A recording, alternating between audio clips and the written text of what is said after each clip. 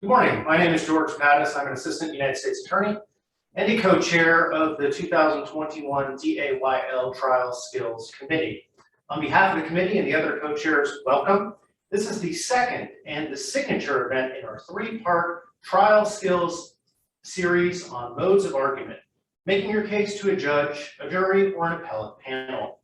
As you know or may have heard, the Trial Skills Committee is dedicated to give young lawyers practical advice, examples, and learn by doing experience, guided by experienced and leaders of the Dallas bench and bar.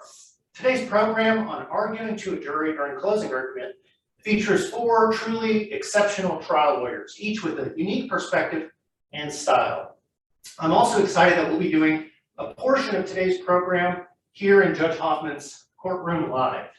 And based on the previews we've heard in preparing the program, I'm sure everyone will learn a ton of practical advice. Our next event in the fall will focus on appellate advocacy, so stay tuned for that. This has been approved for 3 hours of CLE credit, and CLE information will be provided at the end. Now, let me briefly introduce our panel of speakers and demonstrators and our moderator for today's program before turning things over to Judge Hoffman. Amy Stewart is the founder of the Stewart Law Group, where she has earned broad trial experience representing Fortune 100 companies to startups in contract disputes, business torts, investigations, product liability, and labor and employment matters. Among other accolades, Amy has been named one of the best lawyers in America, one of the top 100 national Black lawyers, one of America's top 100 personal injury lawyers, one of the top attorneys in Texas by Texas Monthly, one of the 100 women who inspire us by the American Bar Association, and the 2020 Trailblazer of the Year by the Texas Minority Council Program of the Texas State Bar. Before becoming a lawyer, Amy played college basketball at Wake Forest and coached Division I college basketball at Wake Forest and Tulane. She graduated from Wake Forest, where she was team captain of the women's basketball team and an academic All-American, and also from the University of Missouri School of Law, where she was an associate editor of the Missouri Law Review. Jenny Martinez is a senior partner of the Dallas office of Monk, Wilson & Dalla, a co-chair of the firm's complex litigation dispute resolution section, and a member of the firm's executive committee. She is an accomplished trial lawyer who represents both plaintiffs and defendants in a wide range of business disputes, from contract claims, including one coming up involving Shingles Untold, to employment matters. Notably, Jenny was a key member of the legal team that defended Halliburton from all civil litigation and investigations arising out of the Deepwater Horizon incident, the largest environmental lawsuit in American history. Among other honors, she has been named one of the 500 leading lawyers in America by Law Dragon and one of the best lawyers in Dallas by D Magazine. She is also a founding fellow of the DAYL Foundation. She's devoted her time to numerous bar and civic events, especially those focused on encouraging women leaders in the legal profession. She graduated from SMU and then from the SMU Dedman School of Law. During the demonstrative portion of today's program, Jenny will represent the plaintiff, Dolores Hampton.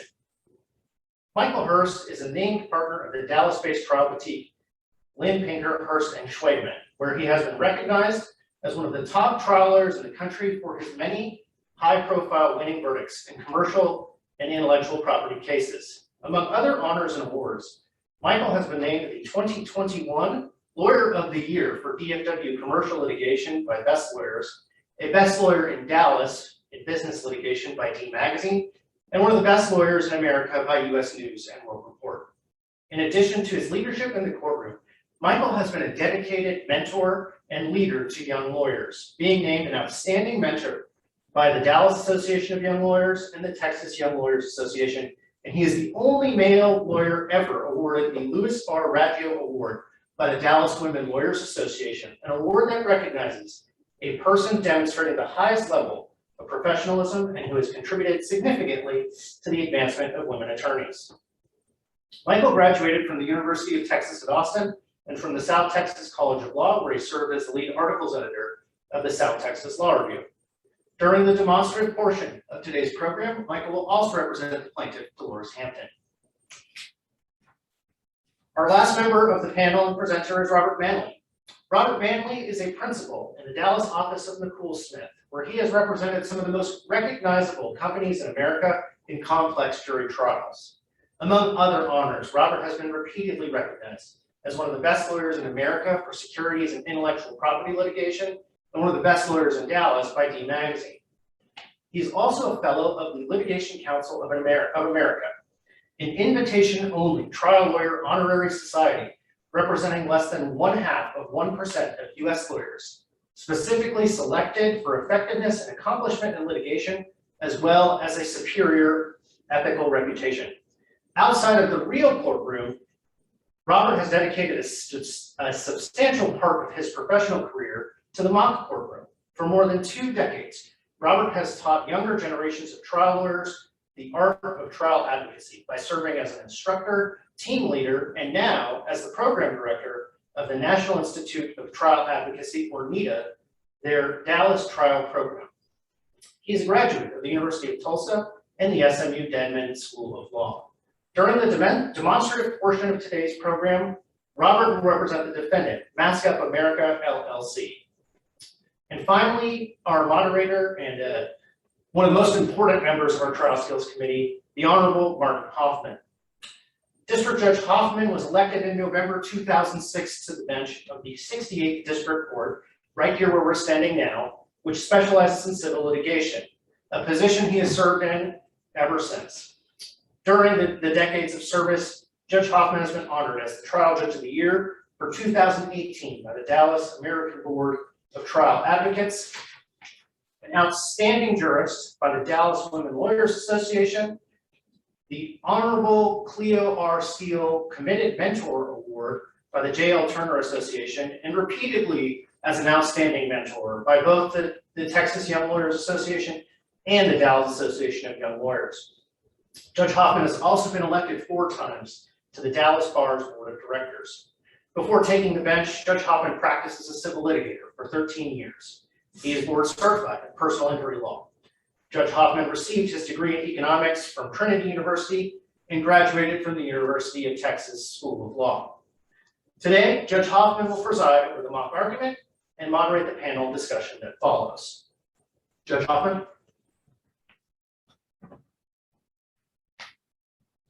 Thank you, George. And I'm excited to be here. I've been involved in this committee for about 7 years now, and it's really exciting to do this. Today's program will begin with mock arguments, jury arguments with a plaintiff and defendant in a fictional trial based on a 2021 hypothetical. Dolores Hampton has sued her former employer, Mask Up, for age discrimination in connection with her termination from what the company says was caused. She used a kitten and a baby filter in a virtual business meeting that was recorded, and the recording went viral. Mask Up counterclaims that Dolores misappropriated the company's trade secret, customer list, and proprietary mask stitching process. After the demonstration, we will briefly pause to rearrange the courtroom for a panel discussion. Please do not leave the Zoom meeting after the panel discussion ends. After the panel discussion, we will then be assigning attendees to breakout rooms for experiential learning portion of today's program. With that, we will hear from counsel for plaintiff Dolores Hampton, the matter of Hampton versus Mask Up. Counsel, please proceed.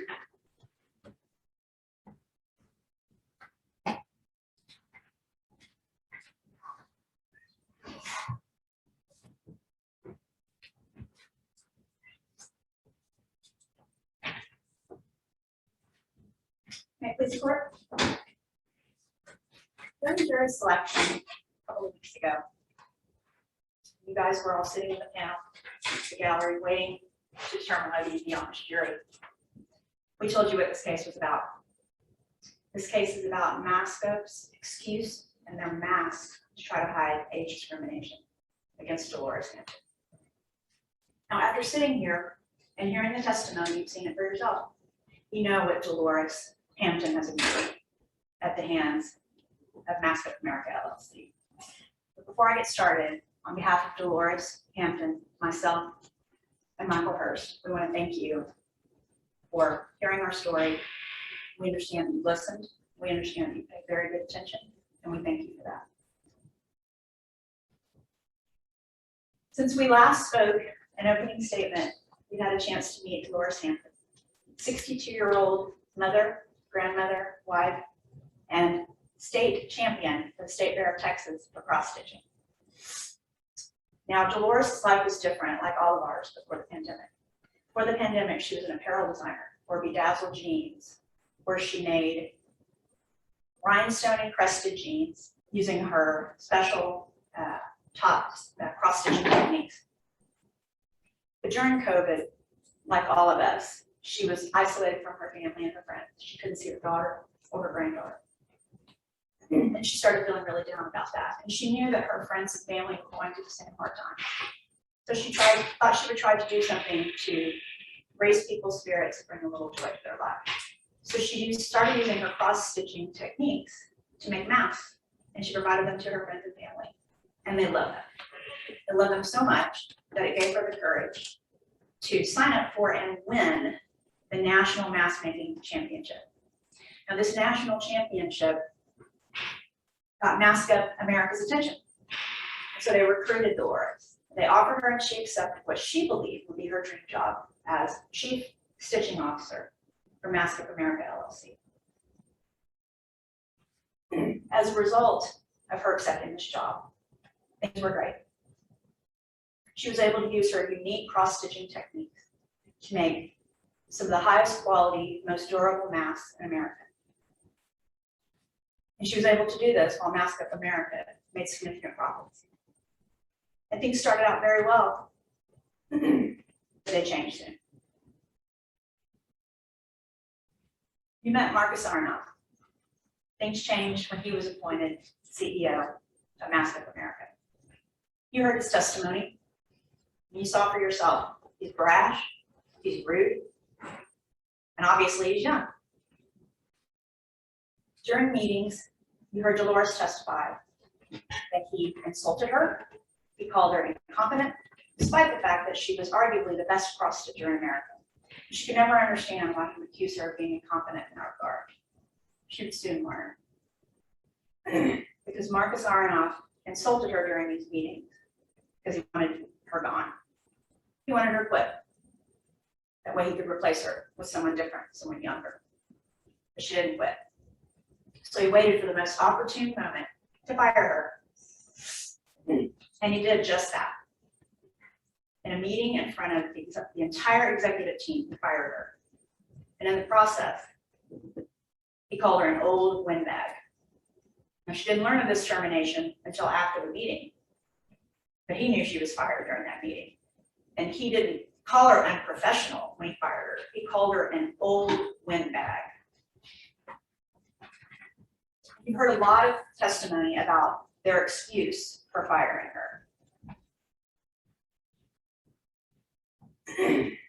But that excuse is simply a mask to cover their age discrimination. The real reason Dolores Hampton was fired.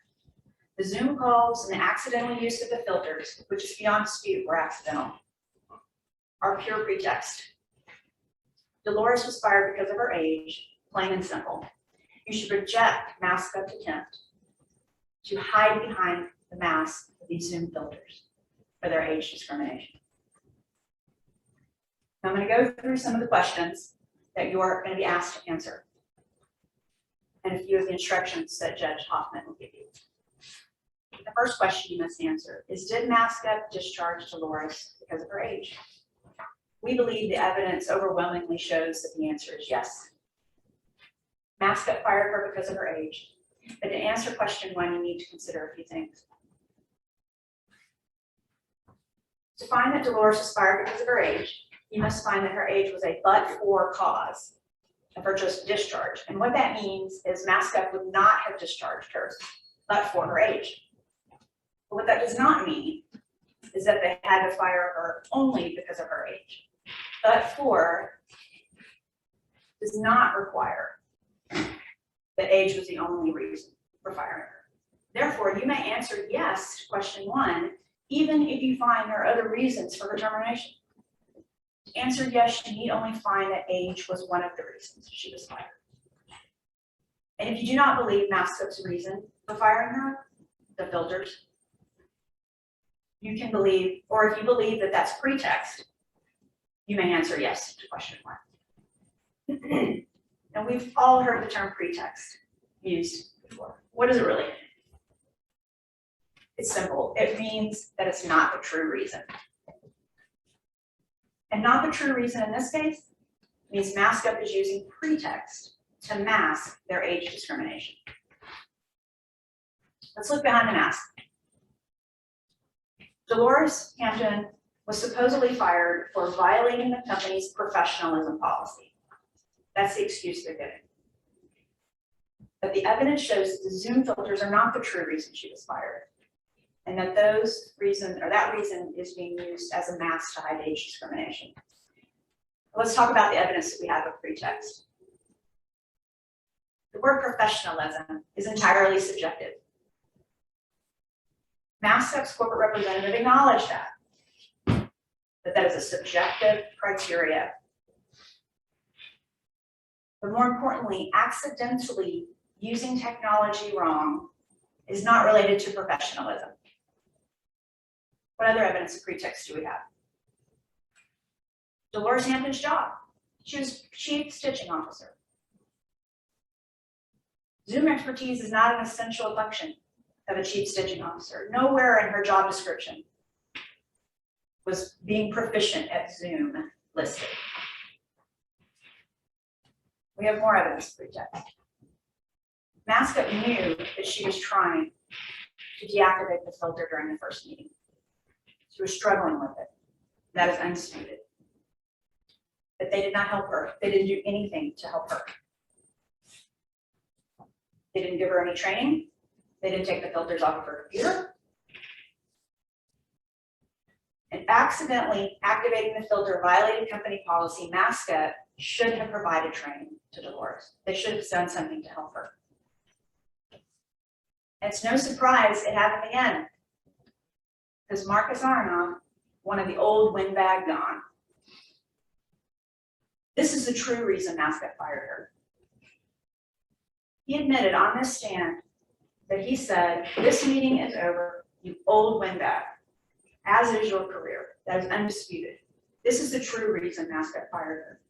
He didn't say, "Dolores, you're being unprofessional." He didn't say, "Dolores, you're violating company policy." He said, "You're an old windbag and your career is over." Not just a windbag, an old windbag. Now, evidence shows that there were no issues before Marcus Aronoff was appointed CEO. Dolores had a clean history, 45-year untarnished career. Nothing happened until this man arrived. Her employment history is undisputed, was lucrative and successful. She was profitable, and she was a great employee. Aronoff was insulting to Dolores because he wanted to get rid of the old windbag. Question 1 again, did Mask Up discharge Dolores Hampton because of her age? Yes, we believe the answer is yes. And remember, you don't have to find that her age is the only reason they fired her. Though I submit to you that that is the only reason they fired her. Question 2 is about damages. And that question asks you what sum of money, if any, paid now in cash, would fairly and reasonably compensate Dolores Hampton for her damages that resulted from Mask Up's conduct.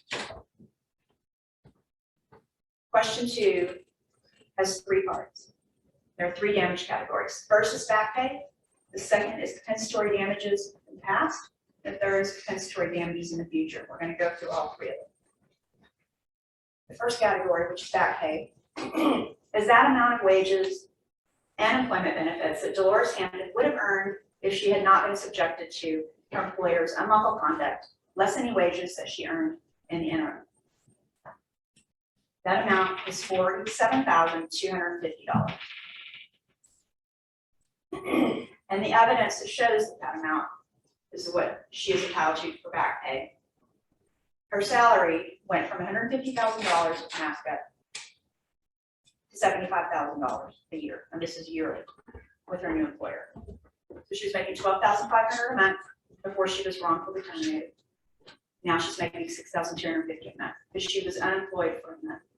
So for that month that she was unemployed, which was from January 29 to February 28, she lost $12,500, and she also lost $1,000 worth of benefits that the company provided, bringing that total loss to $13,500. Now she was reemployed on March 1st, 2021. And so from that point till now, she has suffered $6,250 a month in losses. And her health insurance benefits have gone up $500 a month. So for the 5 months at $6,250, the 5 months of the additional $500, that adds up to $33,750, bringing her total damages to $47,250 for back pay. The second aspect of compensatory damages, or her damage category, is compensatory damages in the past, which include emotional pain and suffering, inconvenience, mental anguish, loss of enjoyment of life, and other non-economic losses. We submit to you that Dolores' compensatory damages in the past are $150,000. This is 1 year of salary for Dolores Hampton, before she was wrongfully terminated. It's also approximately 3 times the amount of her back pay.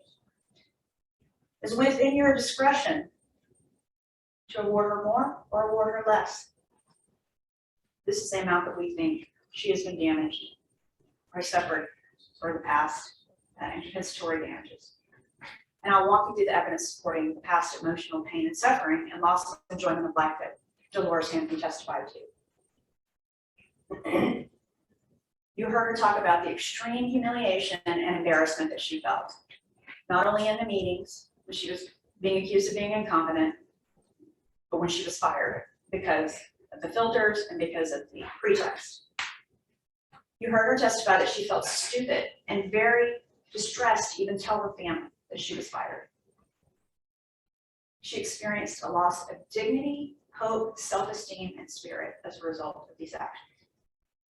She was fired for cause after a spotless 45-year career in the apparel industry. She lost her ability to participate in family gatherings even after the COVID restrictions were lifted.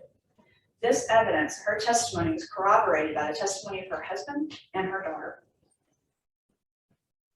The third aspect of Dolores Hampton's damages are compensatory damages in the future, which those also include emotional pain and suffering, inconvenience, mental anguish, loss of enjoyment of life, and other non-economic losses. Again, the amount that we believe Doris will suffer in the future as a result of mass ups and lawful discrimination is $150,000. 1 year salary, and again, you can award more or less, but we believe the evidence shows that this is the amount of damages that she has suffered for compensatory damages in the future. What evidence do we have of future compensatory damages? Again, you heard her testify about the extreme humiliation and embarrassment she suffered. She was demeaned by having to take a demotion, 50% salary pay cut, and to have to find reemployment. Her reputation as a State Fair of Texas Champions cross-stitcher has been tarnished forever. And she's been wrongly accused of stealing information from Mask Up America for bringing this lawsuit. The evidence shows that Dolores will clearly suffer future damages, and we believe that she's entitled to this, an amount that you deem will fairly compensate her. Question 3 deals with trade secret misappropriation. Mr. Hurst is going to talk more about that in detail in rebuttal. But I submit to you that the evidence shows that Dolores Hampton didn't steal anything. She didn't steal customer lists. She didn't steal stitching techniques. In fact, the opposite has occurred in this case. Mask Up stole Dolores' dignity and self-esteem, stole her confidence, and she's the party that suffered in this case, not Mask Up America. It's time to rip off the mask of discrimination. The excuses given by Mask Up America for firing Dolores Hampton are a mask covering the real reason. The Zoom calls were accidental. The use of the filters is pure pretext. Dolores was fired because of her age, and you should reject Mask Up hide behind their own masks from me. I think I'm out of time. I thank you guys for hearing our story, and Mr. Hurst will finish up on rebuttal.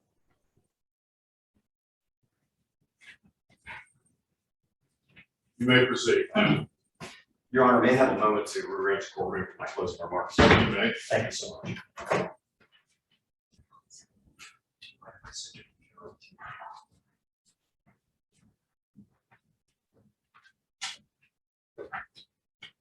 Soon, as far as I go. I'll just make sure that I'm still on camera. Okay.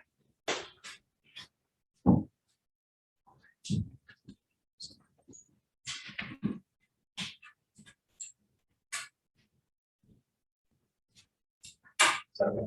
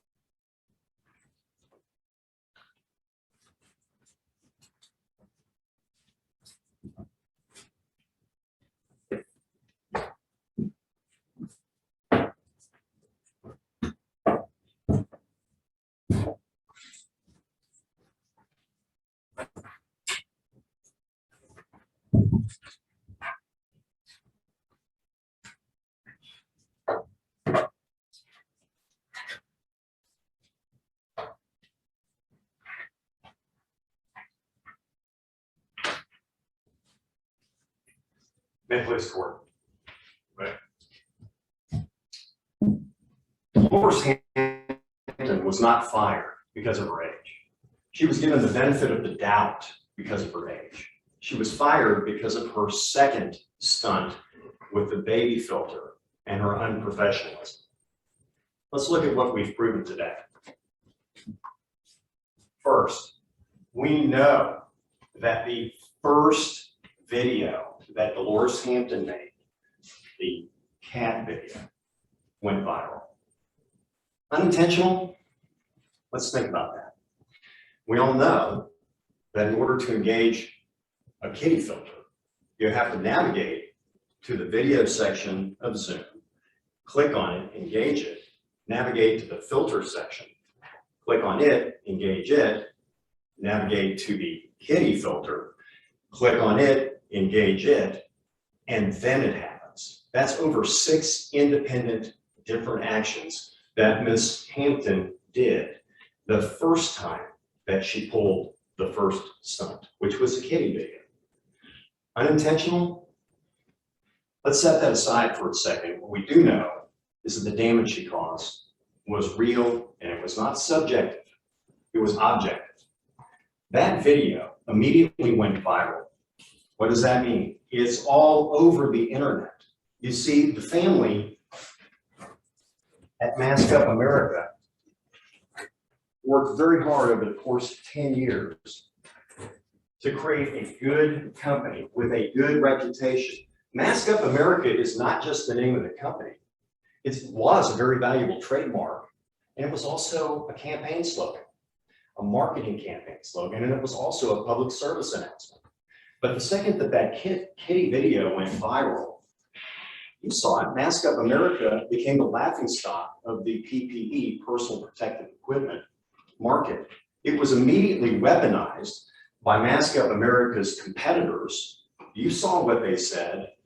Mask Up America, they don't take their business seriously. What makes you think they'll take your health seriously? And it was immediately weaponized by the anti-mask faction. You remember seeing on the video, there's a picture of Miss Dolores Hampton with her kitty outfit, and the words said, Mask Up America got it right with that kitty video. That is the non-subjective, objective damage that kitty video caused when it went viral. We all saw it. So the question is this, but the other thing that we've seen is that Mask Up America's masks, they've got their logo all over their products. It was all over the video. It was on the meeting. It's on their masks, and their customers and everybody else that is trying to get people to wear masks back in January of 2021. That's the first thing they thought of when they saw our Mask Up America. They thought of the kitty video, and it couldn't have come at a worse time. You don't have to think back too long to remember what we all were going through in January of 2021. Those are the deaths. January of 2021 was the biggest spike in deaths in the United States since the coronavirus hit our shores. And while Ms. Hampton was very concerned about her top stitching, not cross stitching, top stitching techniques, the entirety of the country and our government were worried about these masks and meeting the demand. That's the underlying tension that Mr. Aronoff had with Ms. Hampton. It had nothing to do with her age. And that is why Mr. Aronoff repeatedly argued with Ms. Hampton. He was trying to meet the public health demand, bottom line, produce these masks. The top stitching is nice, but it is not what anyone was focused on in January of 2021. One other thing that we should consider.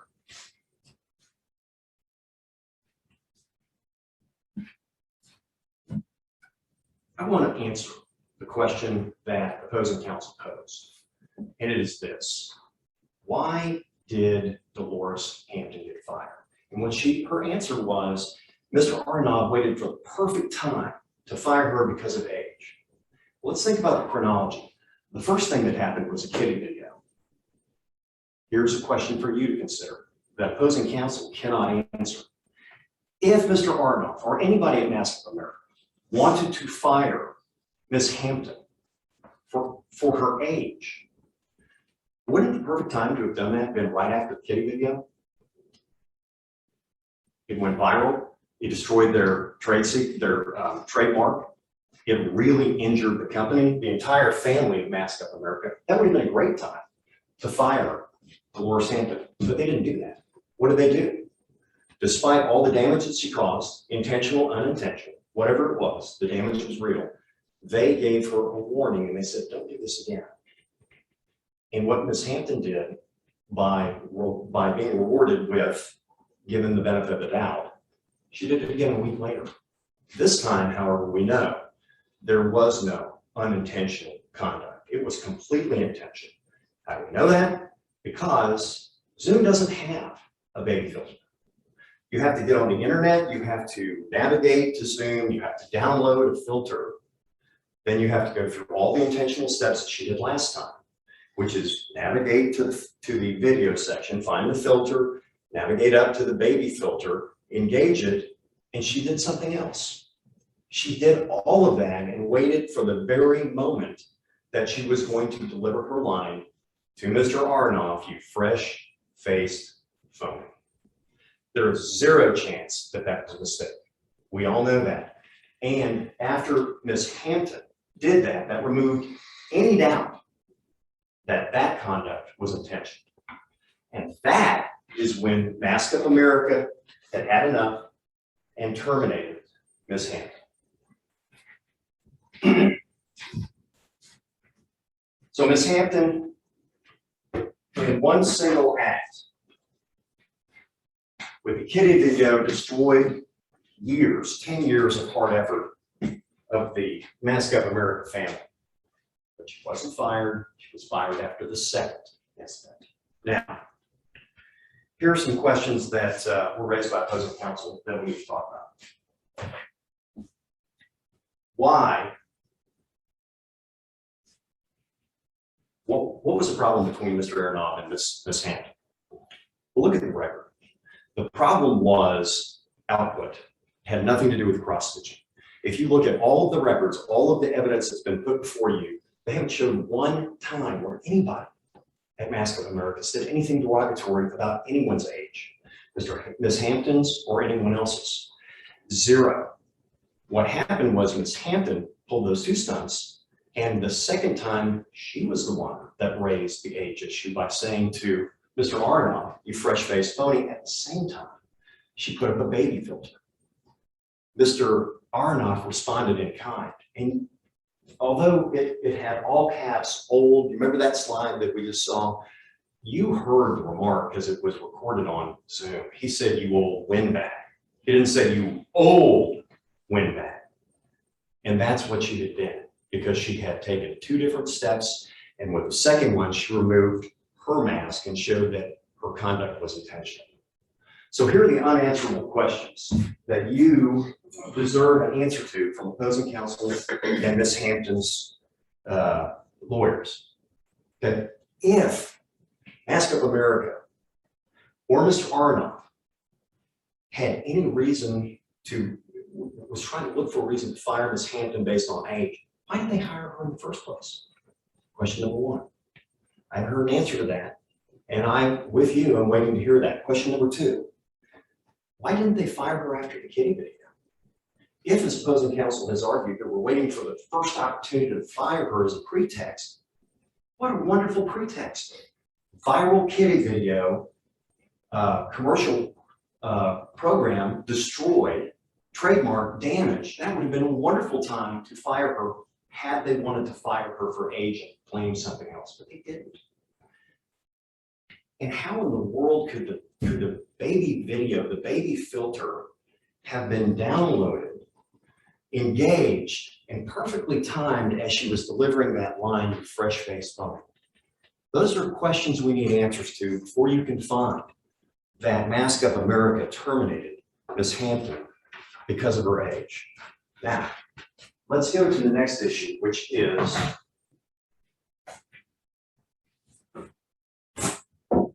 theft of trade secrets. You see, not only has Ms. Hampton brought a lawsuit against Mask of America, we've counterclaimed. Why? She took our confidential information and took it right across the street to our biggest competitor, Cover Your Mouth. And she also, in the process, took our biggest customer, DAYL.com, who we were on the brink of winning a $100 million contract, and made Cover Your Mouth the recipient of that contract. And it wasn't like she took some of her business, she took all of that business. Now, let's just walk through the trial evidence, what we've established. In 2010, we know Mask of America began selling to DAYL.com. And by the way, this is part of the trial record, page 2, paragraph 7. When opposing counsel stands up and begins to make arguments, demand that they show you where have they proved what they are saying. I have done throughout the trial, I've put down every time that one of these positions and one of these points was made, and all of them are in the trial record. Okay, we also know that Mask of America hired Ms. Hampton, and she agreed not to solicit our customers or use our customer lists. You all saw it. We went through this at length with her employment agreement.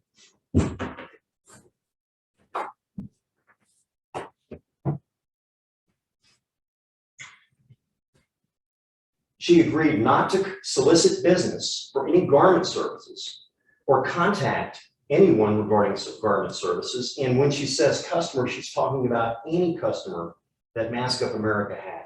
This was her employment agreement. This is a commitment she made when she became an employee of Mask of America and joined the Mask of America family. It is also undisputed, and here are the trial record sites, that Mask of America trained Ms. Hampton, provided her proprietary, unique stitching techniques, marketing techniques, potential customer lists, and manufacturing processes.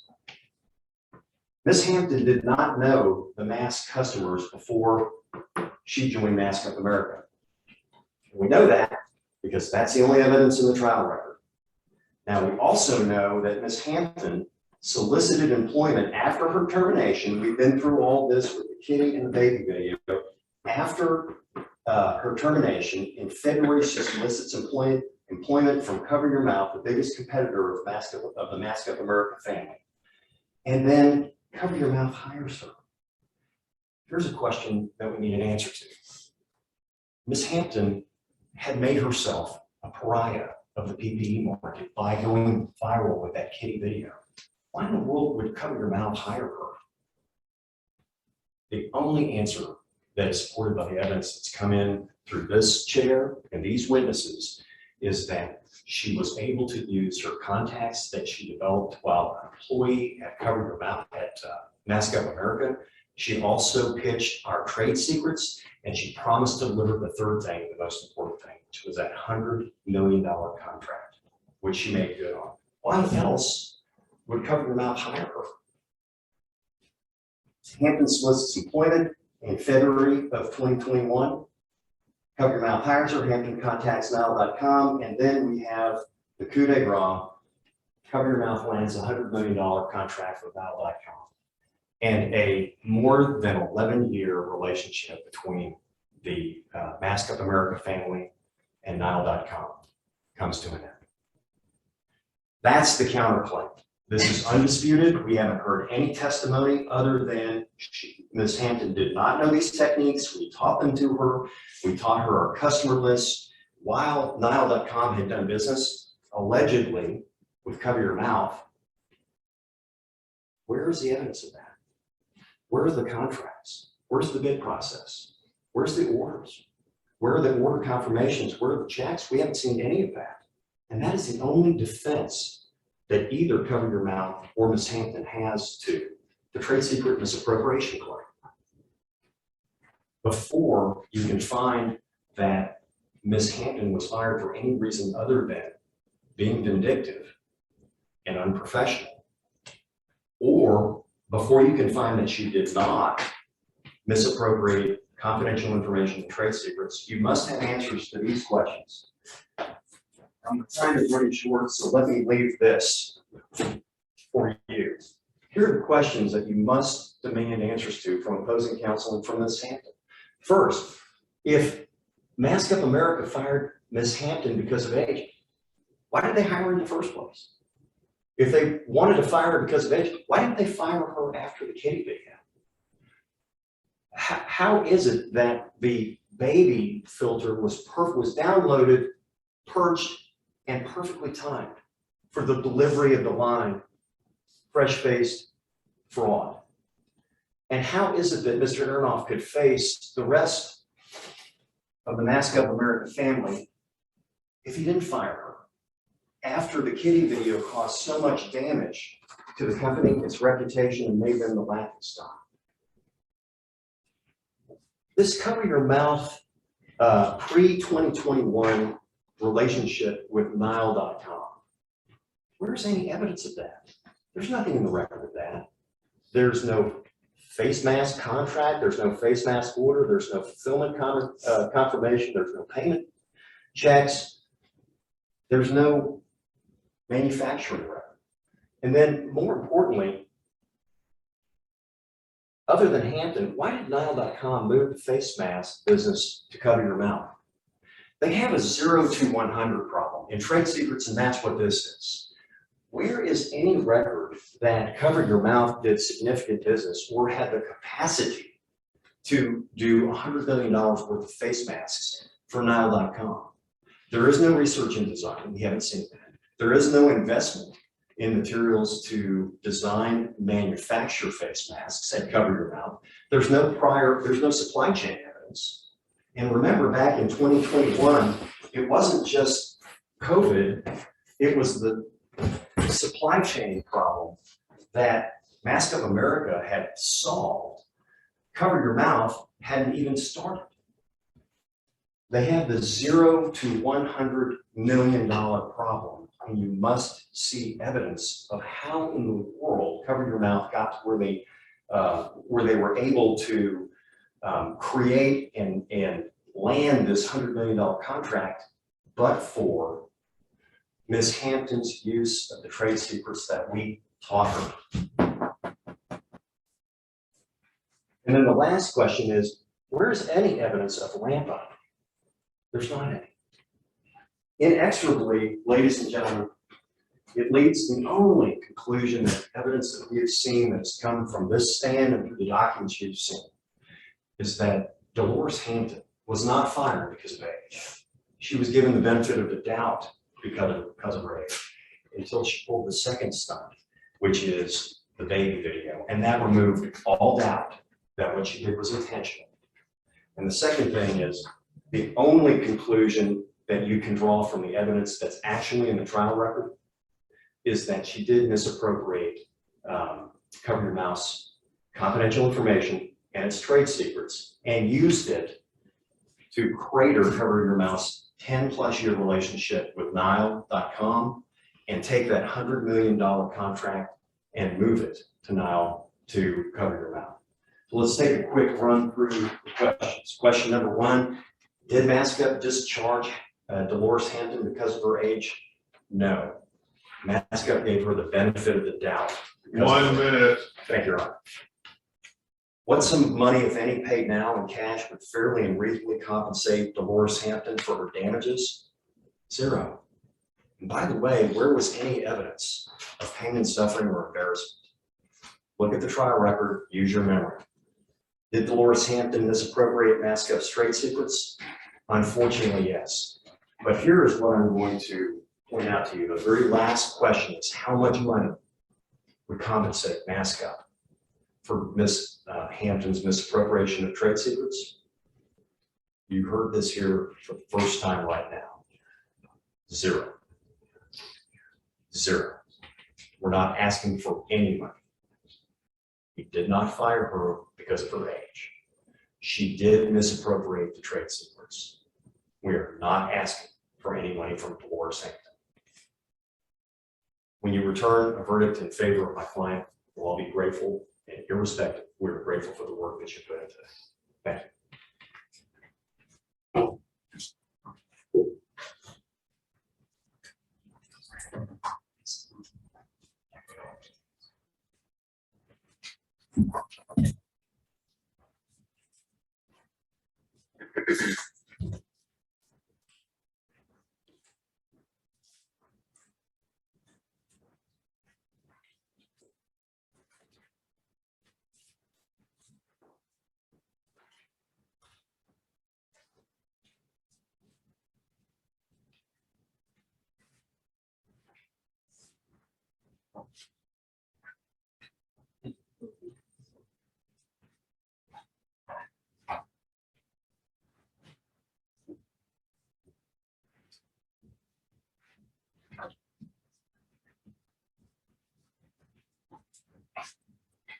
Please support. Counsel. Good morning. You're probably wondering, as you look at the screen, who is this man on the screen? You haven't seen him in the last 2 weeks since we've been in trial together. That man is my father. And it's a picture of my dad taken several years ago that I came upon recently. And the reason that I put it on the screen is because it reminds me of this case. See, my kids teased my dad incessantly about his inability to use technology. They laugh, they giggle, they tease him. Jake and Sophia just will not let up on him. My dad, poor guy, cannot even plug in the computer or turn on the computer, let alone search on the World Wide Web or operate Zoom or Skype or a filter. You know, the older generation just was not brought up with technology. Not like the younger generation. I think that something about the younger generation, not only do they have technology around them, I think it's something about evolution. But yet my kids, they tease my dad incessantly, they laugh at him, and Jake and Sophia get their laugh at him, but at the same time, they accept my dad and they love my dad because of his good qualities and because he's family. Now, speaking of family, it is not lost on me, just like it's probably not lost on y'all, that over the last 2 weeks, we have probably spent more time together than we have with our families. And that says a lot about you. That says a lot about your commitment, your honoring your civil duties and your civil obligations.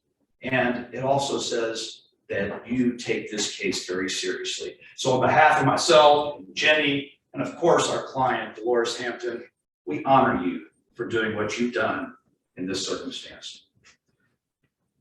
Now, mask up, even through this closing argument we just heard here a little while ago, is trying like heck to convince you that my friend, my client, Dolores Hampton, 62-year-old woman, was somehow fired by accidentally enabling a filter on 2 occasions.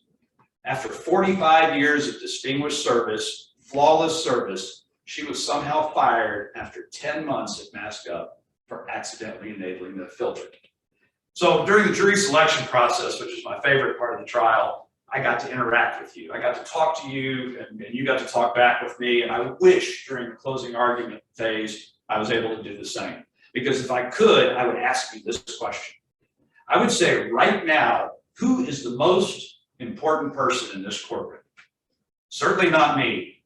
In fact, none of the lawyers in this case, or even our clients. And with all due respect to the great Judge Hoffman, who's done such an amazing job with this case, he is not the most important person in this courtroom right now. The most important person in this courtroom right now is you. Because you're the ones who get to listen to the facts, take the facts and your notes and everything that you've heard right now, and you get to come up with an answer to the questions that Judge Hoffman has provided to you, and you get to make a difference. Not only for my client, Dolores, but for all of those who we love and care about. So let's talk about the facts. Let's talk about what we know are the facts. And I wrote all of these down on a flip chart during the testimony, but I'm going to tell you that most of us weren't able to read my handwriting, so we went ahead and typed them up. But the undisputed facts that we know, and when I say undisputed, meaning unopposed, this was the sworn testimony of Dolores, who said specifically with respect to the kitten filter, mistakenly activated the kitten filter. Not the kitten video. There's no such thing as a kitten video. It was a kitten filter. Her testimony was she had no idea how to do the things that Mr. Manley accused her of doing, which is downloading and engaging and whatever else. And I'm not much better with technology than my father. But that's what the sworn testimony is. That's what the facts are. That is what the evidence is. And the second time, that Dolores inadvertently enabled the baby filter. That's her sworn testimony. That's the facts. That's her quote. Now, I want to talk to you about other facts. And that is that Mr. Manley asked the question, why is it that they would hire her? Why is it that Mr. Aronov and Mask Up, why was it Mask Up and then later Mr. Aronov would hire and want to fire Dolores? Well, there's an easy answer to the question, and you saw it and you heard it, okay? When Mask Up hired Dolores for her background, her training, and her experience, and most importantly, her unique stitching technique. That's why they hired her. And when they got what they wanted, after 10 months, they kicked her to the curb, they fired her, they humiliated her. That is the answer to Mr. Manley's question. Now, what are the facts in that regard? What do the facts show with respect to what we're talking about right now? Well, what facts did Mask Up and their counsel hide or conveniently ignore? Let's start with the definition in the theft of trade secret question that they have. Oh, let me talk about this before I even get there. I was never an athlete growing up, not really much of one, but I love to play sports. Absolutely love to watch, coach, and play sports. And one of my favorite things that I found when I was playing sports growing up is this technique, if you will, and I'm sure you've all heard of it. It's called the best defense is a good offense. Now, why do I bring that up right now? Because when Dolores brings her claim for age discrimination, if it wasn't bad enough, then Mask Up and Aronov took her stuff, used her stuff, and then threw her away. But when she brought her claim for age discrimination, they respond by attacking the victim, by attacking her and saying, well, she must have stolen trade secrets. She's the bad person. Best defense is a good offense. Now, how can that be? Anyway, what are the facts? What are the facts? What are the instructions from Judge Hoffman? And why is it that MASCA conveniently ignores or hides some of those facts and some of those instructions? Now getting back to what I was talking about in particular, this is something that Mr. Manley, my learned and opposing counsel, forgot to mention during closing argument, and that is the definition here. An employee may use general knowledge, skills, and experience obtained through previous employment to compete with the former employer. What do the facts show? The facts show Dolores, before MASCA, as Jenny talked to you about in the first part of the closing argument, she worked at Bedazzled for years and years, decades. And she's the one who came up with this unique stitching technique. She is the one, not MASCA, and she did it for jeans. And that's what she was doing. And also conveniently left out of closing argument by my opposing counsel is the fact that she was already selling to DAYL.com. There was nothing secret about DAYL.com buying from Dolores and buying from her because of her unique stitching technique. This is before she ever went to work for MASCA. So we have a witness, right? We have this corporate representative for MASCA. They don't dare put Mr. Aronoff, of course, on the stand as their corporate representative. They put this lady by the name of Cindy Andrews on the stand. And we got to ask her questions, and she got to testify, and she's all in the record there. So what do the undisputed facts say from Ms. Andrews' perspective? First, Dolores worked for Bedazzled selling rhinestone jeans before she went to work for MASCA. She used her unique stitching at the time, and she sold her jeans with her stitching to DAYL.com. What else does Ms. Andrews say? Ms. Andrews says that the MASCA recruited Dolores to use her unique stitching for masks. That's why they hired her in the first place. That's what they took from her when they fired her after 10 months. And MASCA fired Dolores after getting her stitching technique. And this countersuit for theft of trade secrets relates to business CYM had also had with DAYL.com. My opposing counsel forgot to mention that part too. That CYM was already doing business with DAYL.com before Dolores, before Dolores went to MASCA, all of that. They were already doing business with DAYL.com. So what do we have? So we have before Dolores goes to work for MASCA, she's already using her unique stitching technique, and she's already selling to mask.com. What do we have after she goes to work for MASCA, after she gets fired? She's still using her unique stitching technique on jeans and still selling to DAYL.com. Nothing changed. They don't own DAYL.com. That is not a secret to them. This is competition, and the competition is all three companies were in the process of selling to DAYL.com, and the one thing they had in common is they all wanted Dolores's, not MASCA's, unique stitching. So that's what's in the record, black and white, sworn testimony. So the answer for the trade secret questions is, did MASCA's actual or potential customer list? DAYL.com was not masked up. They didn't ask for damages on this, but they tried to use this again to humiliate her, countersuit, and distract. But did they try, is DAYL.com something that is owned by MASCA? The answer is unequivocally no. Second question is, and this one I'm sorry, but I'm offended by it. MASCA's proprietary stitching technique? MASCA's proprietary stitching technique, ladies and gentlemen, whose stitching technique is it, really? Of course it was Dolores's. That's why they hired her in the first place. That's the answer to Mr. Manley's question. I won't answer on the damages questions because it's unnecessary based upon the responses and also what Mr. Manley said. So what is this case really about? What is this case about? This case is about, this meeting is over, you old windbag, as is your career. Mr. Manley tries to downplay the pronunciation or the emphasis on the word old. You can't do anything with that. Old is old. So what is this case really about? The case is really about Mr. Aronoff's ego, the greed of MASCA and Mr. Aronoff, and putting greed over quality. Now, what is this case worth? Jenny gave you some numbers as to what the age discrimination cases were. You, as the finder of fact, are empowered to award whatever it is that you want to award. You get to award damages based upon what you believe your conscience, the evidence specifically have, and what's specifically proved up.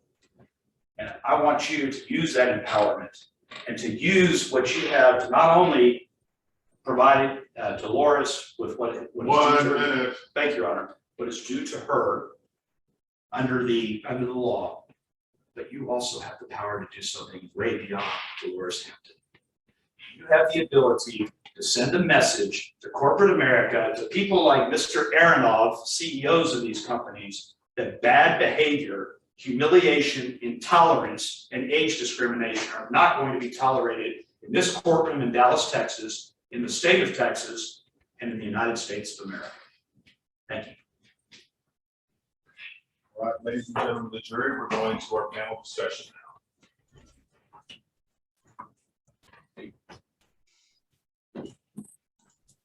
All right, so we're gonna be ready for the chairs, and I'll text Sherry when we're ready. Videos paused.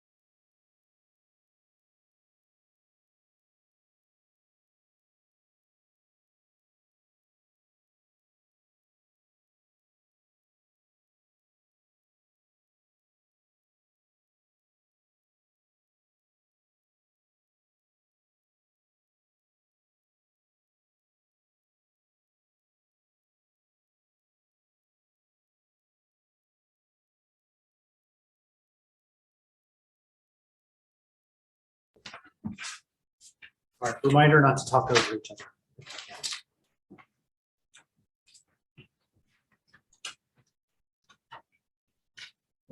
Begin. Okay, well, that was a great, guys, great job on the closing argument. That was fantastic. This, I think, really worked well with being back in the courtroom. A lot of us have missed the courtroom. We haven't had forced jury trials since everything reopened here at the George Allen. And so it's great to see some great lawyers doing this. And I know the audience really appreciated what you guys did. We're going to first off talk about panel preparing for a closing argument.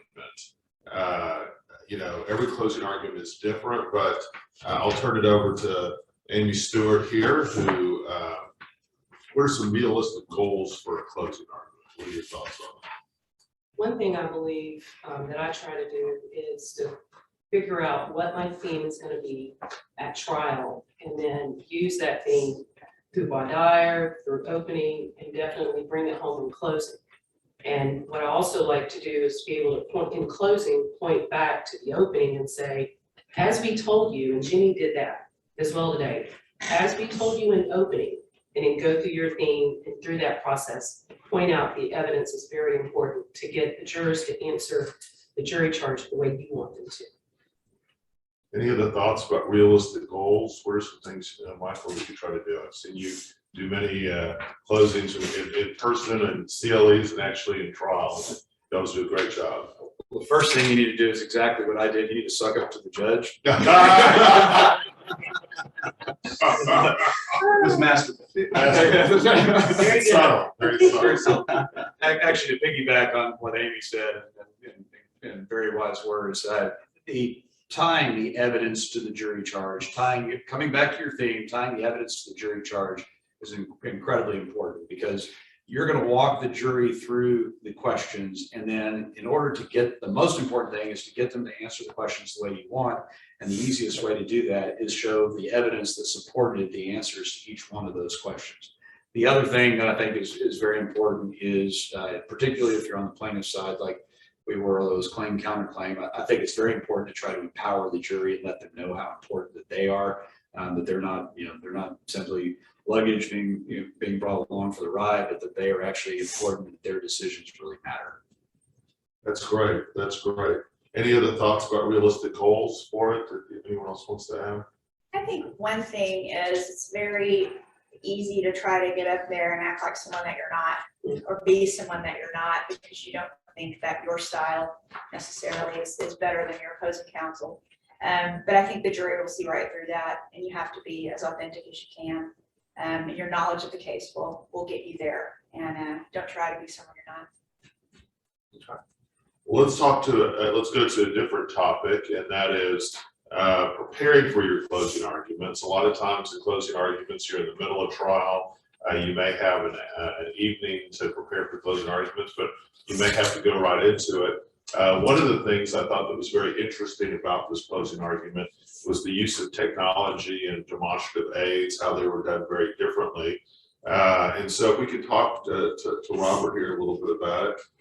What were some of your preparations? Why did you use the demonstrative aids that you did? What were your thought processes? You didn't really use the AV equipment quite as much as the other speakers. Kind of what were your thought processes going into your preparation for your closing argument, the demonstrative aids you used?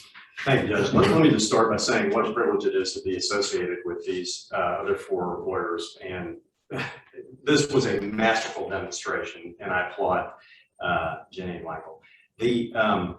The reason I did what I did is simply because I was worried that you weren't going to be able to see that screen, and so I brought it up. And that's the truth of the matter. And also, there's a debate: do we use PowerPoint too much? Do we use it as a crutch? And so I wanted to, just for the demonstration, just use really lowbrow technology, just boards and a flip chart, and I think I had a couple of, I call them toys, but things I showed. So that was my thought process on the demonstrative front. Not much more than that. So one of the things that a lot of great attorneys have told me over the years, and I've seen over the years, is that really you don't start preparing for your closing arguments at the end of trial. You really start at the beginning of trial, and you continue to prepare throughout trial. I know, Michael, you have some really strong opinions about that. So, excuse me. What are your thoughts about preparing for the closing arguments in terms of when do you start? How do you do that? How does it evolve over the course of the trial? Sure, I absolutely have strong opinions on that. And again, to piggyback on what Robert said, besides the complementary aspect of being able to work with the fine lawyers and judge, I will say on the technology standpoint, it is something that you actually think about in advance. Are you going to use technology, or is the jury worn out by PowerPoint by the time the trial's over, and that kind of thing? And Robert used the boards so incredibly effectively, and I think that's a great way, from what I understand, to keep the jury's attention, because they're looking to see which board is he going to pull up now. The only person I've seen use the board as effectively as Robert has, like I got to try a couple of cases with Kirk Willis a while back. He did not want to use PowerPoint, and he always liked to use these boards, and he'd have them all over the courtroom, and he'd look at that one, so now that's not it, and come over to that one, and the jury was just kind of like, wait, like, which one's he gonna pull up? Which one is very, very effective thing to do. So in a perfect world, I actually prefer to use the flip charts and the boards even more than the PowerPoint, just because I'm more comfortable moving around and picking up stuff than I am doing the clicker. But as far as preparation goes, every day is important to get takeaways, particularly in the long trials. I know that's very long trials in your court, but every day is so incredibly important to know what the takeaways are. So if I'm examining a witness on a given day, I'm not taking notes on the highlights. I might get a daily copy of the transcript and be able to look at it later. but I'm counting on paralegals, associates, partners, co-counsel, whatever, to take notes on the days that I'm doing the examination. And we take the takeaways from those days, and then every day at the end of the day, we have a download. And what did we learn today? What was good? What was bad? What do we need to address? So closing argument is planned. Again, the theme should be long before you even go to trial. The evidence that comes in each and every day is a team effort that is done at the end of each and every day, that is compiled and reduced as closing argument approaches, usually the night before closing argument. I'll give my thoughts on this. I've had the honor of seeing probably at this point close to 400 closing arguments in different trials, and I have a pretty strong opinion about this. We have great ones like Michael, you've done many times in my court, where you incorporate a lot of different types of demonstrative aids, whether it's using the technology, using boards, using all sorts of different types of technology. I think that's really the gold standard. I have heard people who say they don't want to use PowerPoint. I kind of understand that, but I think it's far more effective if you're not going to do kind of the gold standard. Not every case is going to justify it, because the cases you've tried in my court are very large. You need to do some type of demonstrative aids. Juries at this point are too sophisticated, they're too visual, that I've seen many closing arguments where the people just stand up and make their argument without referring to any type of demonstrative aids. And I think those attorneys usually lose, and it's just not as effective. And so if you don't have the ability to make the boards and do all of these really great things, at least use some PowerPoint. PowerPoint is very easy to use. Anybody can use it. We have AV equipment that. Except for my dad. Except for your dad. And apparently it's plugged into the skin. Right. But all the young lawyers who are watching this and law students who are watching this should be able to use PowerPoint. And so at least using that, at least that should be the bare minimum. No one should ever do a closing argument, I think, at this stage and not use any type of demonstrative. That's my view. So let's talk about, we saw this, I think you did a great job of this. Anticipation of what you expected the other side was going to argue. I thought that was done really well about, this is what is your answer to this? How do you deal with anticipating the other side's argument? If anybody on this side wants to talk about that.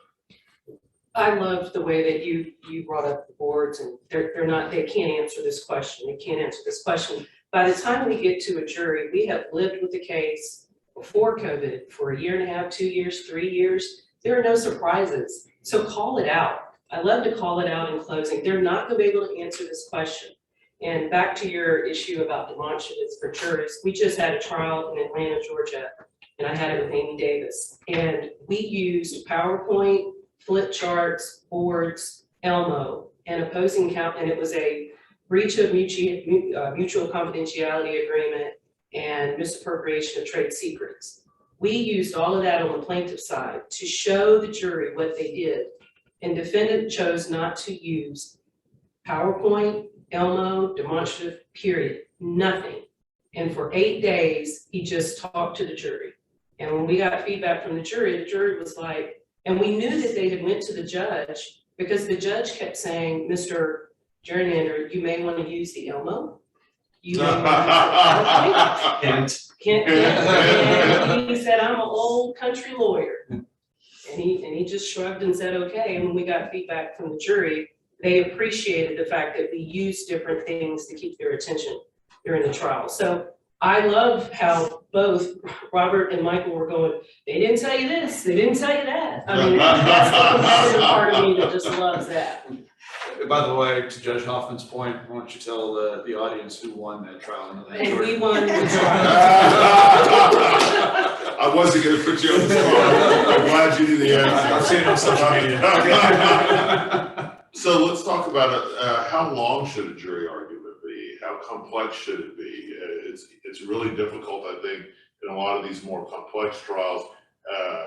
My personal view, this has evolved over time, seeing a lot of different trials, and for a lot of the people watching are civil litigators.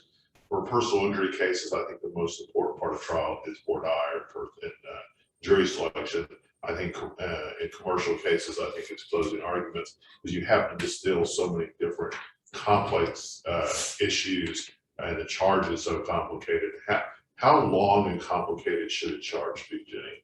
I think it depends I'm on. sorry, closing argument. I think it depends on the case. Like you said, a car wreck case, you're not gonna have as many issues. But I think less is better.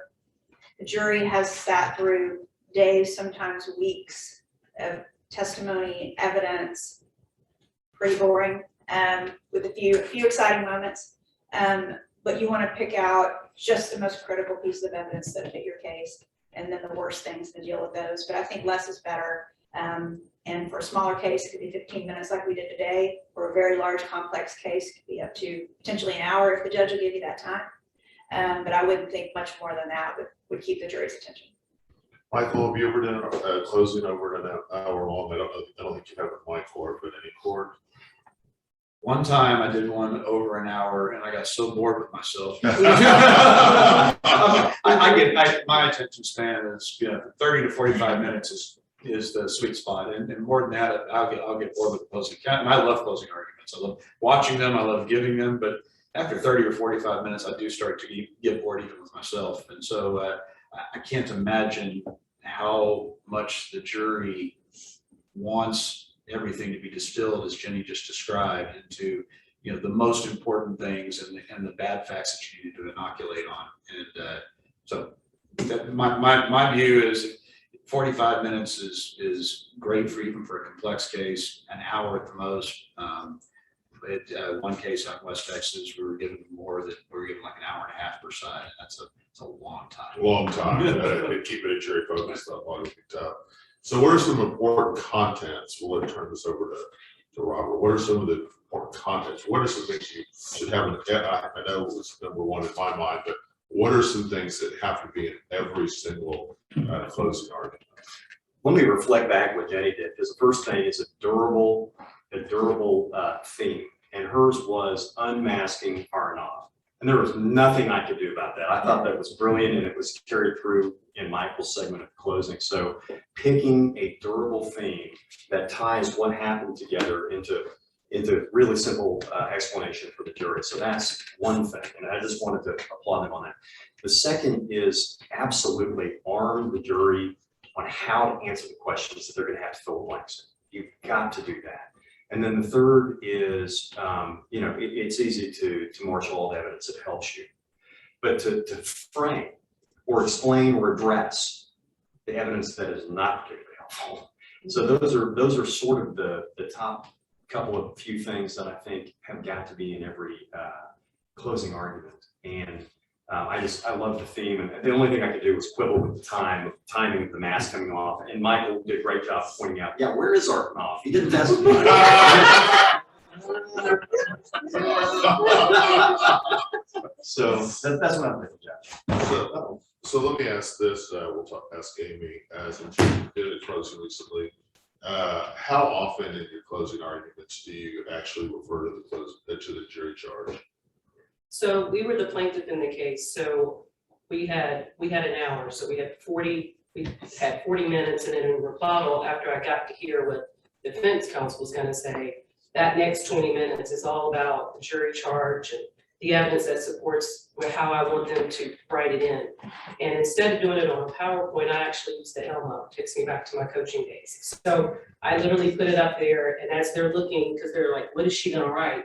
I write it out. This is what I want you to write. And this is the evidence that supports why you should write this. And just tick them through the evidence. And the themes are so important, and they have to be durable. I'm gonna use that. Durable themes have to be important so that it makes sense to them when they're looking at the jury charge. We do this every day.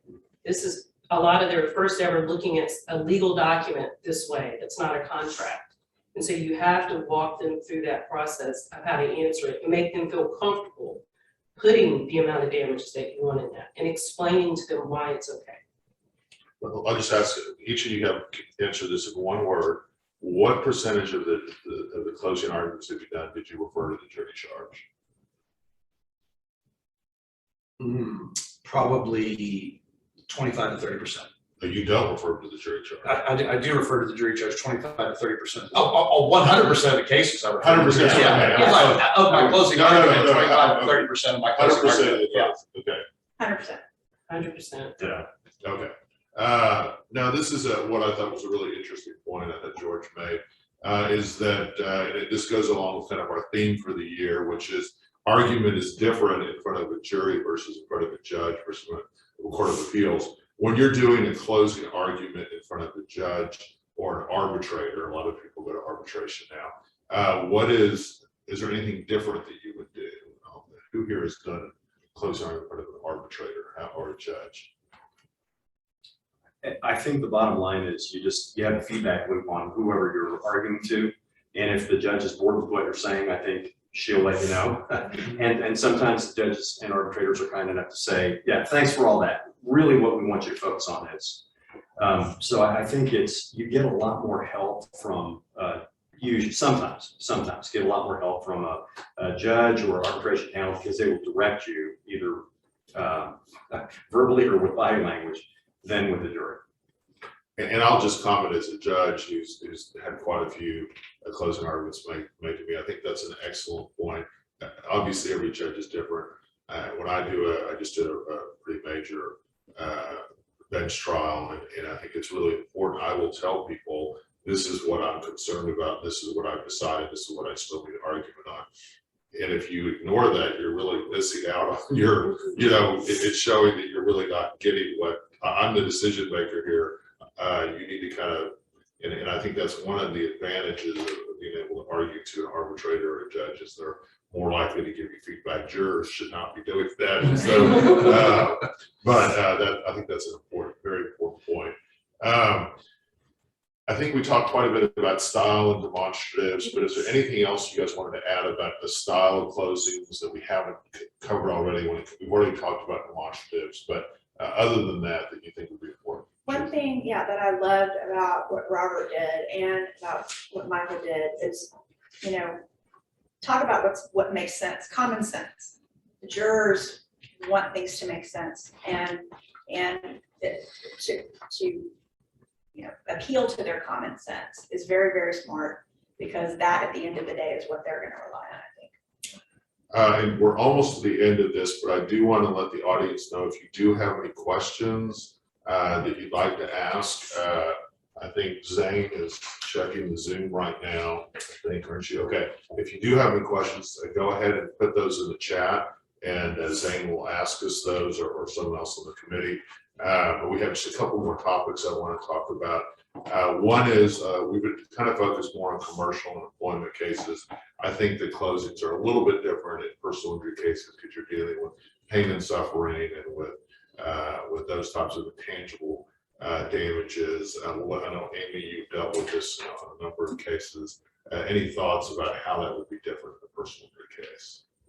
Well, normally I'm on the defense side, so you have to be very careful that you're empathetic with the plaintiff, but also really you just want to stick to the facts. And it kind of goes back to what Jenny talked about at the very beginning. You have to know authentically who you are as a trial attorney. And I'm one that's more conciliatory until someone gets combative, and then I'm going to compete. And so when we're talking about personal injury cases, and if someone has a lot of injuries, you have to just acknowledge the fact that they're in pain, but establish you're not liable for that. The actions that your client took did not put them in the position that they're in as much as you can. And I mean, in being authentic in front of the jury, they have to trust you. If you're a defense attorney trying to say, we didn't cause this injury during opening, during what hour, they must trust what you're saying to them. Because if not, they're going to put a big old number in that blank. If any of the rest of you had any experience with personal injury cases that you'd like to talk about, how those might be unique? I don't really know if the rest of you have done that. I have. I think Robert. I have. Go ahead. No, go ahead. I was just going to say, hey, man, it's a totally different animal, and it takes it's very personal, and so you have got. I just amen to everything you just said. You have to be responsible, and in the way that you treat people and you treat what's happened. And if you're not empathetic, it's going to come back to haunt you. Robert told me earlier, he cut his teeth on trying the personal injury defense stuff before he went over to big time commercial litigation. Now, family law, Jenny, I think you've done some family law. How is that different? Family law seems to me that the rules of evidence are a little more relaxed. And family law, it's typically about what's fair and what makes sense. If there are children involved, obviously, what's the message to the children? But you're going to be appealing more to, I think, emotions and people's experiences. But again, you have to be empathetic. You can't be disrespectful to the other side. So one of the key things that we really wanted to get out of this, a lot of the people watching this are law students or young lawyers who are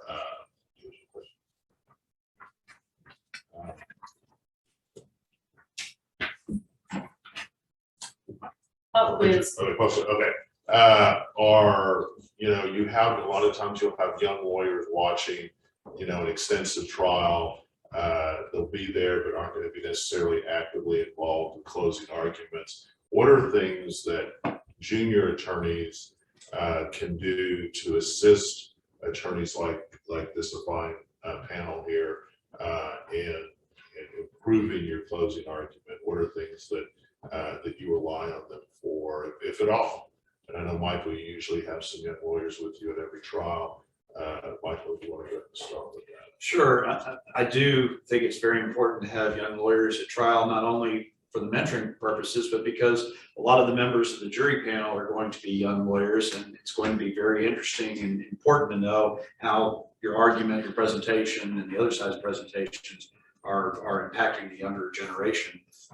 The things that young lawyers can do that are most helpful, assuming that they don't have a speaking role in the trial, or even if they do, that you want them to look at your outline for closing, you want them to look at your outline for your examinations, and you want to see if you're missing anything.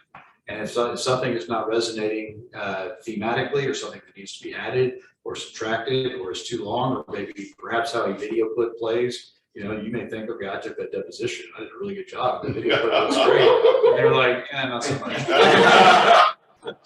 But it's also, during the middle of the trial, there is so much, a big commercial trial, there is so much trial briefing and research and things that need to be done, that a lot of it has to be done on the fly. So they may be, in the back of the courtroom or in the counsel room saying, probably need to find a case that's going to support this, and we can hand to Judge Hoffman to show that this particular evidentiary really needs to be in our favor. Young lawyers preparation. Amy, I know you've got some great young lawyers at your firm. How have they helped you with your closing arguments? So we take the PowerPoint from opening and give it to our associates, and basically their job is to pepper it with the trial evidence, which is the testimony, so that when the jury sees me up again at closing, they're going to see this. There's consistency in my argument because I'm using the same PowerPoint and I'm just adding the evidence. So we buddy up to the court reporter and we get the dailies every day. Because when I'm examining a witness, or especially cross-exam, I feel like it's going well, but I like the young associates to go, we've got to, screenshot this testimony and this testimony and this testimony. And so every night, that's what they're doing. They're getting the dailies, combing it for good testimony, and then screenshotting it and putting it in the PowerPoint. One of the things that I found very impressive, I've seen it, Michael has done many times at his different trials, is the use of dailies. I'm not going to completely do this issue junior attorneys, but you brought up dailies and incorporating those into the closing arguments. It's not something I'd ever seen done when I was in private practice. I did personal injury cases, and we just never did that. But how often do you incorporate dailies? How are they incorporated? I think you kind of talked a little bit about that, but Jenny, what are your views on that? I think they're critical, particularly for more complex cases where you've got a lot of evidence and potentially boring testimony, for the associate to use those and to watch the jury and to get those nuggets, the nuggets of, wow, this really impacted them, got their attention, and potentially use that in your favor. but using the transcripts to grab, the actual quotes of what they said, what got the jury's attention, and how you can use it to your benefit is critical.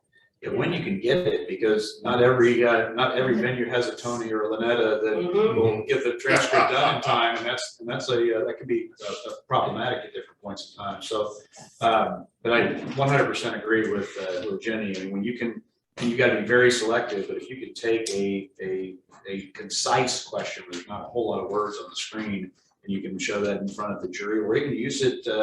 And not only in closing argument, but use it for cross-examination for another witness. Well, yesterday such and such testified, and this is exactly what they said. Do you agree with that statement? That can be incredibly impactful because the jury is reminded of that negative statement that the other side's witness said. Another point is, depending how long your trial is, the juror, you've lived with this case again for 3 years, the jurors are going to forget faces and who said what. And so on that slide, we have the picture of the person, the witness, and then what they said. And so it's a complete home run if you're in opening and you're saying, Robert's going to say this, he's going to testify to that, and then you get Robert to testify to it, and then you go to closing. I told you, this is what Robert said. So it's really good if you can, again, going back to that durable theme, if you can push it all the way through, it's very helpful at closing. One other point I would make, and I've seen a number of commercial litigators do this, and a few personal injury litigators too, is if you're going to be using daily transcripts or even deposition transcripts, having the person's picture who testified, because on these long trials it can be very hard for the jury to remember, and sometimes you'll have a witness who's only there for a short period of time but has some very important testimony to give. They may not even remember that person testified, so having their picture there, I think, is really important. We kind of went on a little side discussion, but any other thoughts about how young lawyers can help you in closing it that maybe we haven't covered yet? Maybe we've covered everything, but how are some things? Do you ever let your young lawyers maybe do part of the closing and you do part of the closing, or how can a young lawyer convince you that they're ready for that? Maybe Depends on how young.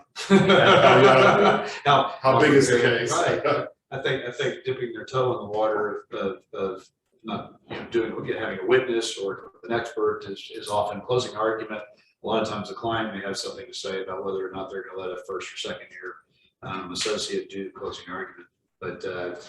But yes, I mean, at some point in time, it's very important to allow, the jury doesn't want to just see Robert or me, up the whole time with jury argument. That they want a little diversity and change and whatever. So it's good to get somebody else, preferably somebody that is of a different gender and ideally a different color to kind of mix it up and have different thought patterns. I want to comment on that because I think that is something that is extremely important, especially in a county like Dallas. Our typical jury panels are usually at least 2/3 women, over 50% minority, and I think you've got to take that into account when you're putting together your trial team. I think the most effective trial teams are ones that are diverse and give people, and a lot of times, as great as lawyers as you are, sometimes the juries like to hear from other lawyers. I mean, it's almost like it wakes them back up, as effective as Michael Hurst might be. But when Sean Brown gets in there and starts asking questions, or whoever your second chair is, it wakes people up. And I say, and even doing that as part of the closing, sometimes it's hard for senior attorneys to give that up. But Jenny, any other thoughts you have about young lawyers? I have, one thought. I think every young lawyer should just anticipate that they're doing the closing argument. You never know what's going to happen. The stuff happens, it happens all the time, and you have to be ready for it to do it. You might be helping and you may not have to, but you've got to be ready. You've got to be thinking about that on your own. How would you do it if you had to do it? Because you may have to. I think probably you just raised the blood pressure. That's what far more nervous. So we have a number of questions here from the audience. First one I really like, and I have some strong opinions about it, but I'll ask you guys first. Are demonstratives important in a bench trial, and how do you do them differently? I have some strong opinions about that, but What do you guys think? How are your demonstratives? Would you do the exact same demonstratives for a jury as you would for a judge? And would it depend on who the judge is? How do you take that into account? Once again, I think it's the art, not the science, of just being sensitive to whoever the panel is and whoever the decision maker is. I think they're incredibly important unless I'm told by the judge that she doesn't want it, in which case we don't do it. But I think demonstratives are very helpful in boiling down the evidence and organizing thoughts for people. My humble experience is people learn by listening, by seeing, and also by getting up and moving around or seeing active. And I try to do all three things to help communicate whenever I'm trying to communicate to the decision maker. Michael? Yeah, I 100% agree with Robert. I will say that the demonstratives, in my experience, are important because judges want to be visual as well, and they want to see things, particularly like Robert's demonstratives there. The difference between a bench trial and jury trial is most judges will tell you, I don't need the drama, I don't need the theatrics, I don't need the cartoons, but I would like to see kind of what your best evidence is, and if you want to blow it up and have flow charts and things like that that will help me understand it, I think that's great. I remember one of the first bench trials I tried as a young lawyer was in county court at law, and I thought I was going to prance around and be all dramatic and stuff, and I remember bamming on the I don't know if it was the jury box or something like that, and the judge yelled at me. He says, "This is a bench trial. We don't need this trial." Sorry, Judge. I think that was a very good point by the judge. One point I would make, and I have a pretty strong opinion about this. I do agree that demonstratives are important, but I think the scope of them could be different.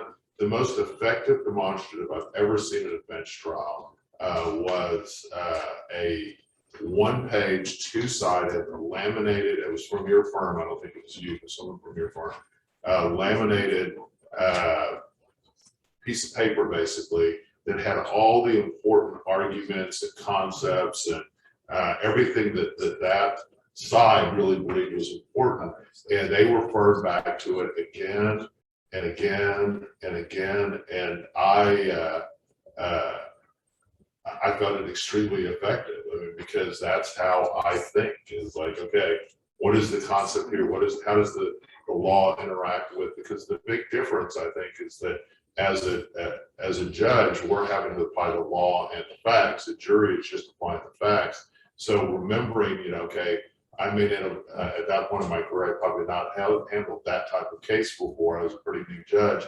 It was incredibly effective. So think about innovative ways that are not, I don't think it's exactly the same as how you present to a jury. And I think you need to be even more careful about being condescending, especially to a younger judge, because they're likely to bite your head off if they feel like you're trying to treat them like you would a jury. And so I'd be very, very careful about that. So anything else that anyone would like to add about that? One thought is signposting your argument. Do that for the court or the arbitration panel and just ask them, what part of this do you want to hear about?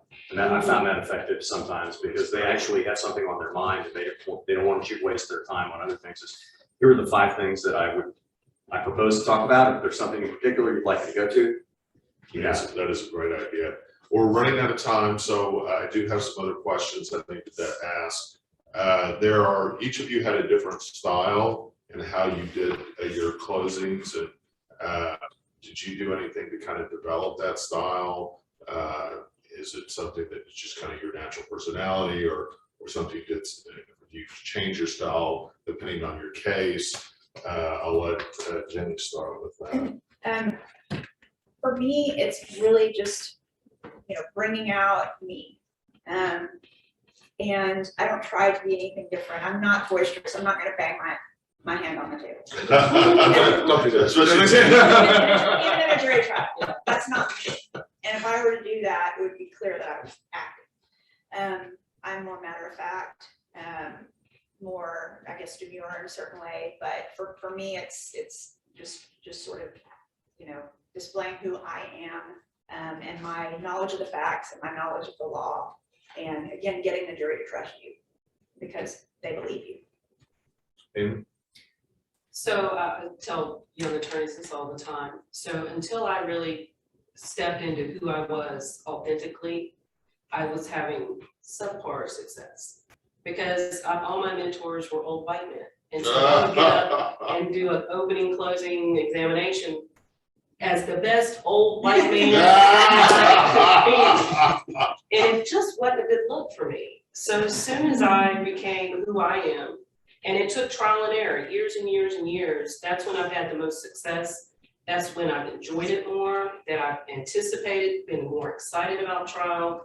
So it's trial and error, and for my coaching and playing dates, it's recording yourself and watching yourself. And that is still hard for me. You know, I'm almost 50 years old. It's still hard to watch myself on video. But you have to do that to say, that's not really who I am, or that's not the way I want to present myself. So you have to kind of do that hard work to figure out who you are and how you want to present yourself. Robert? I really like the idea of recording and seeing yourself because it gives you the opportunity to try things out, try them on, and then say, oh, I didn't even buy that. You know, I'm not going to do that. But amen to you've got to be yourself. And, you know, for better or worse, you just saw who I was. I can't fake anything else, but I think you hit the nail right on it. And I'll say this, I have seen this many times over the years where you could see a young lawyer who is trying to mimic another great lawyer, and it very rarely is effective. You're not going to be Lisa Blue, you're not going to be Michael Hurst. It's just, but maybe you can learn from them and take things from them. But just to mimic them, you got to be true to who you are. I think that's a great point. I have a great story. I had a case and a trial in front of Judge Parker, and it was against an associate that worked at Mark Lanier's firm. And I had a case against Mark Lanier. And so this associate, who is now partnering, started his own firm, is doing all the little things Mark Lanier does. Like he has his folders and he goes, I'm only going to ask you this many questions. So if we could just get through these folders. And so that it makes the witness kind of cringe. Like, you got to talk about all that stuff or drawing things. And he just wasn't Mark Lanier. And it was just, and I kept sitting there like, is he trying to, he's trying to be Mark Lanier, and he's not. So you got to come up with your own style. You can pick and choose things from Mark, but just don't be Mark. Yeah. And I tried to be Lisa Blue earlier. The shoes are tight. I know. Good pull it off. Skirts are tight. Yeah, right. Yeah. Good pull it off. Lipstick a little dark. I think we've covered this a little bit, but I do think, I know I've covered this, but maybe some other people have some ideas. What are some real no-nos? What are things, and I think we've talked a little bit about that, but anything we haven't covered that you'd say, wow, this is really ineffective, like we already know, not using technology, trying to be someone you're not, but anything that we haven't covered, anybody have any thoughts about, okay, wow, I really would think the audience should know about this, like this is something that they should know.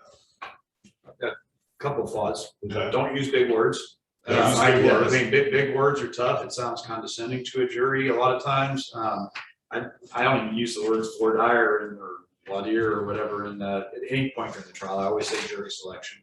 I think that's big. I said, don't attack opposing counsel.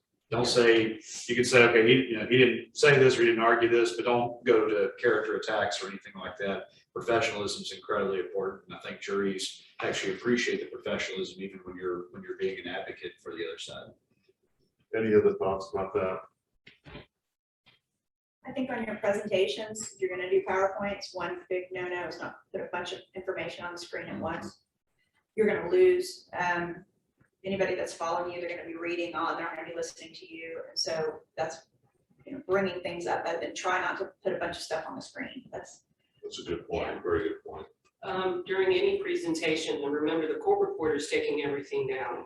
But the jurors, this is one of the first times they're hearing this information. Talk slowly, be thoughtful in regard to how you're communicating. The court reporter appreciates that, and the jurors do. So as you're a young advocate, you get nervous and you just start talking quickly.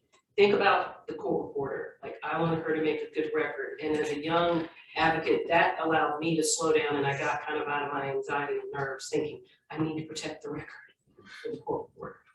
We have two last questions that are very quick. We're almost out of time. One, I think is pretty simple, but I'll let anyone answer as they want, which is, how often do you object to the other person's closing, and how do you handle if opposing counsel mistakes the evidence or the evidence or the charge? How do you handle that? Is that something that you handle through objections? How would you do that? I think it depends on what they do. If they say something that violates, a limiting order or something that could potentially cause a mistrial, you'll need to object and preserve. They're misstating evidence, not necessarily. I don't think you want to interrupt them if they're making mistakes. You want to point those mistakes out and rebuttal.